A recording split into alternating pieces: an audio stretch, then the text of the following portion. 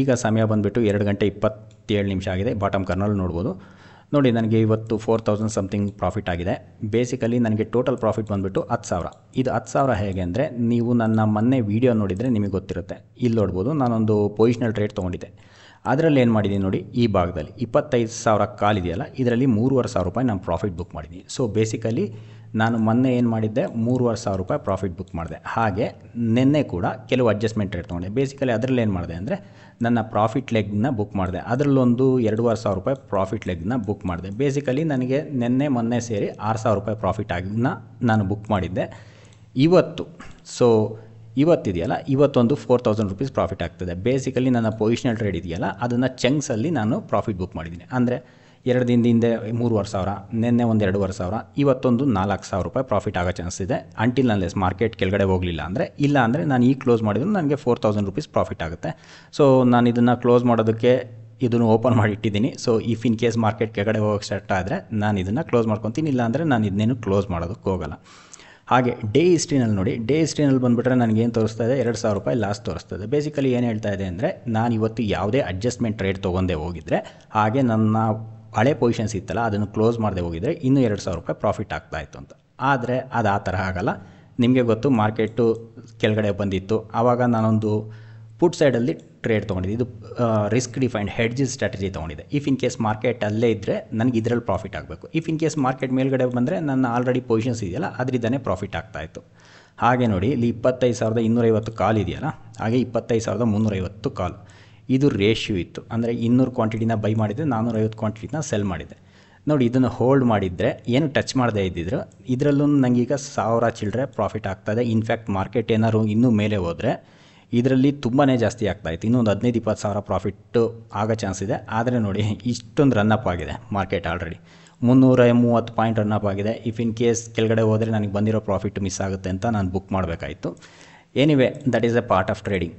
ಇಲ್ಲಿ ನೋಡ್ಬೋದು, 10 ಗಂಟೆ 46 ನಿಮಿಷಕ್ಕೆ ನಾನು ಪುಟ್ ಸೈಡಲ್ಲಿ ಟ್ರೇಡ್ ತೊಗೊಂಡೆ. ಇದು ಪುಟ್ಟಲ್ಲಿ ಬ್ರೋಕನ್ ವಿಂಗ್ ಬಟರ್ಫ್ಲೈನ ತೊಗೊಂಡೆ. ಸೊ ಇದು ಏನಕ್ಕೆ ತೊಗೊಂಡೆ ಅಂದರೆ, ಮಾರ್ಕೆಟ್ ಅಲ್ಲೇ ಇದ್ದರೆ ನನಗೆ ಪ್ರಾಫಿಟ್ ಆಗಬೇಕು. ಇಫ್ ಇನ್ ಕೇಸ್ ಮಾರ್ಕೆಟ್ ಏನಾದ್ರು ಮೇಲ್ಗಡೆ ಬಂದರೆ ಆಬ್ವಿಯಸ್ಲಿ ನನಗೆ ಬೇರೆ ಪೊಸಿಷನ್ಸ್ ಇತ್ತು, ಅದು ಪ್ರಾಫಿಟ್ ಆಗ್ತಾಯಿತ್ತು. ಹಾಗೆ 2 ಗಂಟೆ 6 ನಿಮಿಷದಲ್ಲಿ ನೋಡ್ಬೋದು, ನಾನೊಂದು ರೇಷಿಯೋ ಸ್ಪ್ರೆಡ್ ಇದೆಯಲ್ಲ ಇದನ್ನು ನಾನು ಕ್ಲೋಸ್ ಮಾಡಿದೆ.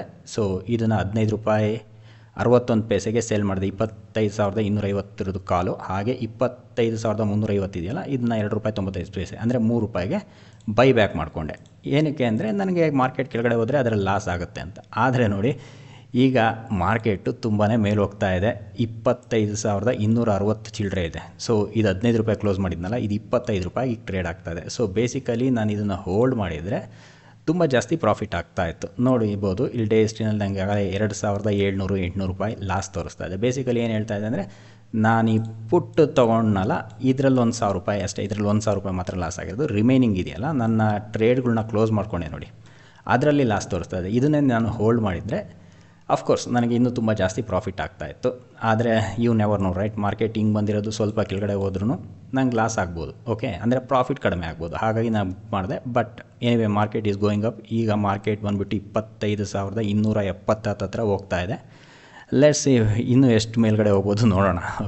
ನೋಡಿ, ಮಾರ್ಕೆಟು ಒಳ್ಳೆ ಸ್ಟೆರಾಯ್ಡ್ ತೊಗೊಂಡಿರೋ ಥರ ಮೂವ್ ಆಗಿದೆ. ಓಕೆ, ಒಂದೇ candle more than 100 points. Okay, ಇಲ್ಲಿ ನೋಡ್ಬೋದು 25,000ದಿಂದ ನೆಕ್ಸ್ಟ್ ಕ್ಯಾಂಡಲ್ ಬಂದುಬಿಟ್ಟು 25,037. ಅದರ ನೆಕ್ಸ್ಟ್ ಕ್ಯಾಂಡಲ್ಲು 25,200 ಚಿಲ್ಲರೆ. ಸೊ ಈಗ 25,060ರಲ್ಲಿದೆ. ಎರಡೇ ಕ್ಯಾಂಡಲಲ್ಲಿ ಮೋರ್ ದ್ಯಾನ್ 200 ಪಾಯಿಂಟ್ಸ್ ಮೂವ್ ಆಗಿದೆ. ಓಕೆ, ಸೊ ನೋಡಿ, ಹಾಗಾಗಿ ನೇಕೆಡ್ ಬೈಯಿಂಗು ನೇಕೆಡ್ ಸೆಲ್ಲಿಂಗ್ ಇರುತ್ತಲ್ಲ, ತುಂಬ danger. At the same time ನೋಡಿ, ಇಲ್ಲೇನಾಗಿದೆ, ಇನ್ ದ ಬಿಗಿನಿಂಗು ಎಲ್ಲ ಸ್ಟಾಪ್ ಲಾಸ್ಗಳು ಕಟ್. ಇಲ್ಲಿ ನೋಡಿ, ಇಲ್ಲಿಂದ ಇಲ್ಲಿಗೆ ಒಂದು 70-80 ಪಾಯಿಂಟ್ ಮೇಲ್ಗಡೆ ಹೋಗಿದೆ.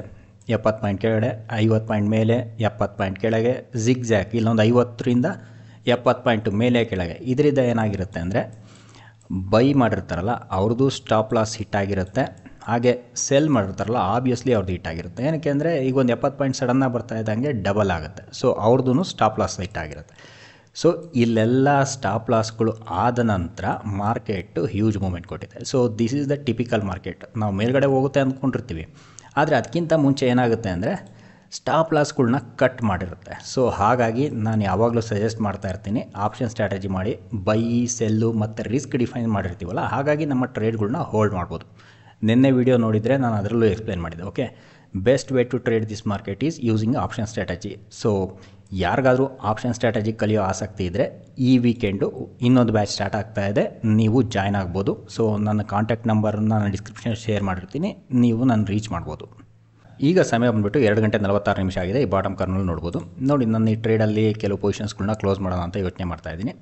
ಆ ಪೊಸಿಷನ್ಸ್ ಯಾವುದು ಅಂತ ನಿಮಗೆ ತೋರಿಸ್ತೀನಿ. Okay, so let me show the positions. Okay, ನೋಡಿ 25,250 ಕಾಲ್ ಇದೆಯಲ್ಲ, ಇದು 3 ಲಾಟು. ಹಾಗೆ 25,200 ಇದು 3 ಲಾಟ್. ಓಕೆ, ನೋಡಿ ಇದರಲ್ಲಿ ನನಗೆ maximum profit ಇರೋದೇನು 6,600.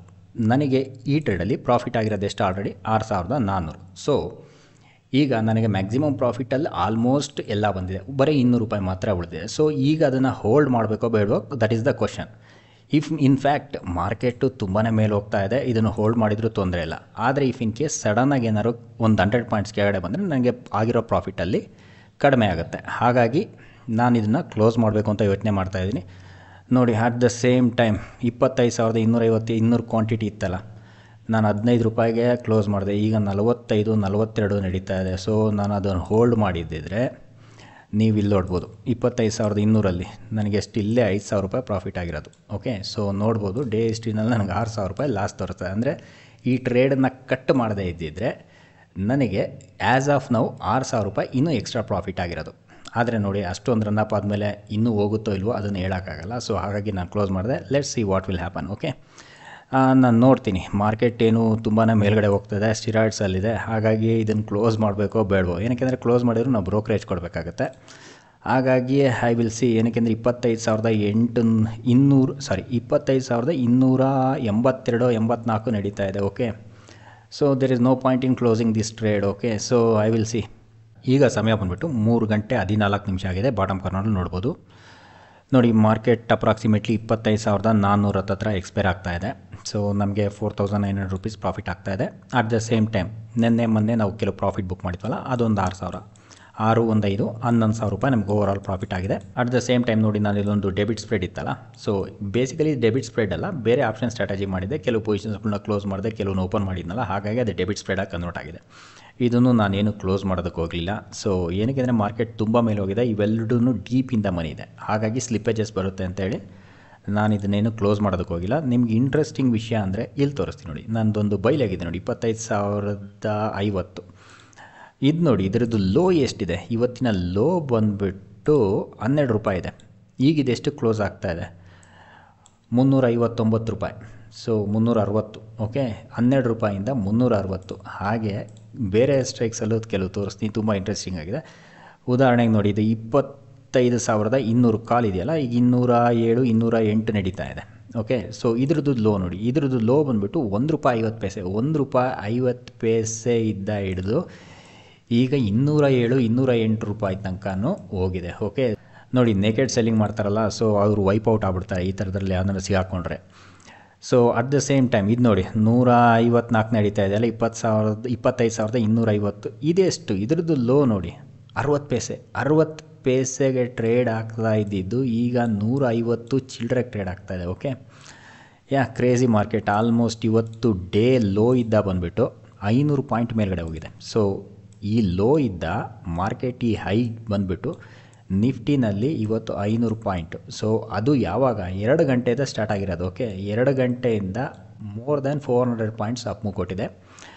Crazy market. Okay, ಹಾಗೆ ನಿಮ್ಗೇನಾದ್ರು ಕೋರ್ಸಿಗೆ ಜಾಯ್ನ್ ಆಗಬೇಕು ಅಂದರೆ, ಆಪ್ಷನ್ ಸ್ಟ್ರಾಟಜಿ ಕಲಿಬೇಕು ಅಂದರೆ, ಸೊ ಈ ಸ್ಯಾಟರ್ಡೆ ನಾನೊಂದು ಹೊಸ ಬ್ಯಾಚ್ ಸ್ಟಾರ್ಟ್ ಮಾಡ್ತಾಯಿದ್ದೀನಿ, ಅದರಲ್ಲಿ ನೀವು ಜಾಯ್ನ್ ಆಗ್ಬೋದು. ಸೊ ನಿಮಗೆ ಆಸಕ್ತಿ ಇದ್ದರೆ.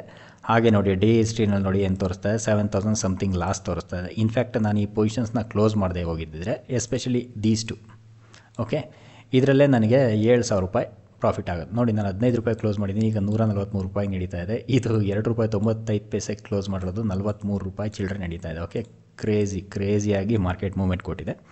ಐ ಹೋಪ್ ನಿಮಗೆ ಈ ವಿಡಿಯೋ ಇಷ್ಟ ಆಗಿದೆ ಅಂದ್ಕೊತೀನಿ. Thanks for watching.